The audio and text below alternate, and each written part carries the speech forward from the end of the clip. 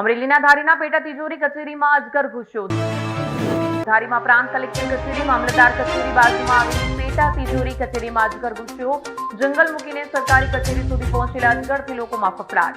લોકોના ટોળા અજગર જોવા ઉમટી પડ્યા. ધારીના સેવાભાવી રમેશ કાતરિયાએ અજગરનું રેસ્ક્યુ કર્યું. ચપળતાપૂર્વક અજગરને પકડી લેવાયો છે. અજગરને પકડીને આંબરડી સફારી પાર્ક નજીક જંગલ વિસ્તારમાં મુક્ત કરાયો છે. ધારી તાલુકાના ટોટલી 90 ગામડામાં હું બધી સેવા કરું.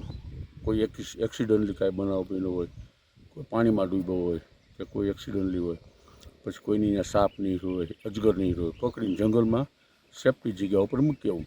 હવે એનો જીવ બચે. માણસને જે બીક છે ને એ ખરાબ છે.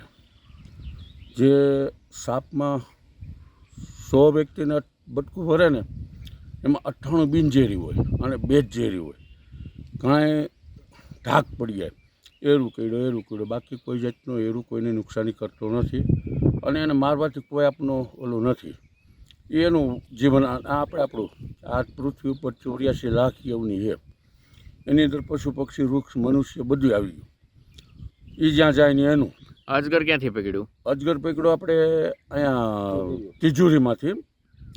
આપણે પ્રાંત તિજોરી છે ને, પ્રાંત ઓફિસ, તિજોરી, મામલતદાર ઓફિસ, પછી કોર્ટ, એ ન્યાય બરાબર એ નહીં રહ્યો અને એ દરમિયાન અમે નહીં રહ્યા. એ અજગર હતું, પકડી અને થેલીમાં ભરી સેફ્ટી જગ્યા ઉપર આપણે આ જંગલમાં છોડી દીધું. તમારો શોખ છે કે ના, એટલે મને શોખ છે અને એ દરમિયાન સેવા કે કોઈ પણનો જીવ બચે એટલા માટે એને સેફ્ટી જગ્યા ઉપર મૂકી દે. એને પૃથ્વી ઉપર જીવવાનો હક છે. જેમ આપણે હક છે એમ એને હક છે. એટલે આપણે કોઈ પણ માનવ પક્ષી વૃક્ષ બધાનો હક છે. એટલે આ બધી સેવા થાય ને એટલે હું તો કહું કુદરત એનું ફળ આપે જ છે.